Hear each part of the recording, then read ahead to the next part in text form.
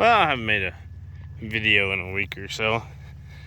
So, I've been busy though. I've been preg checking and everything else, gathering cattle, sorting, weaning calves. And then I've been busy here doctoring calves. So, somebody's been asking about the feed pins. This is what's going on. I got cattle in just about every pen, but I'm nowhere near full. None of my traps have, well, I guess I put some calves in a trap today, but most of these calves can go out to a trap. But here's a little whoopsie we found 2 weeks ago. Some calves something ran them into the corner. I have this problem every fall. They'll get something spook them, but so at least with this, I think I can just pull those over. If not, I can set another post, but I can just cut that section out, put a new section in, and it'll be fine. It'll be golden, easy to fix. So I just haven't had a chance to even touch it yet. It's a beef calf, one of our ranch calves that had a broken leg that we cast, so we just kept him for beef. My rando pen, that is my randoms. Here's some fresh cattle I got last Friday. So I've only had them about 4 or 5 days now. So they're looking okay, but they haven't started to break yet. They still got plenty of microcin in them. But they're coming on to feed pretty good. I've been pretty happy with them. Some more of my calves I took back over there. We had a real cold rain about 2 weeks ago, and it just hammered some of my calves, my shipped in calves. So I've been doing that. There's some of our calves. So I just put some calves in here that I had pulled out of a different group that I had treated, and they were better. So some of my all naturals that I had to treat went in here. So it's one of those kind of deals.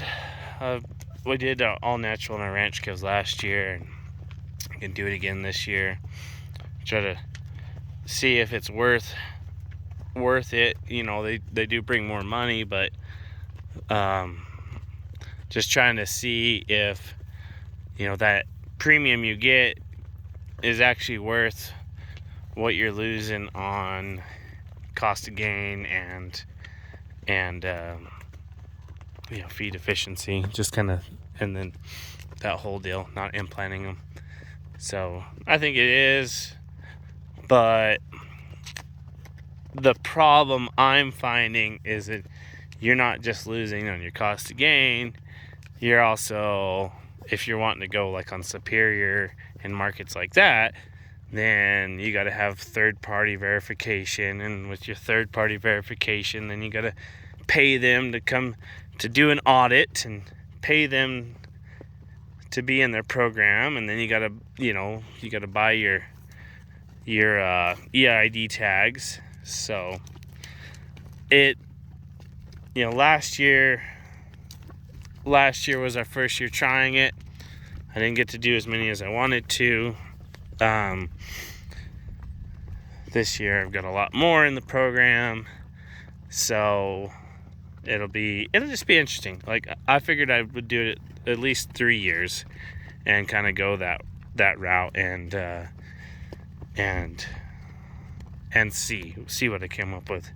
This gets a retreat. I'm gonna have to retreat him and that one. They're out of this pen here. I've had these calves 2 weeks, and so far so good. I've doctored 6. That'll make 7, 8, and then 2 retreats. But they, I think they'll be okay. They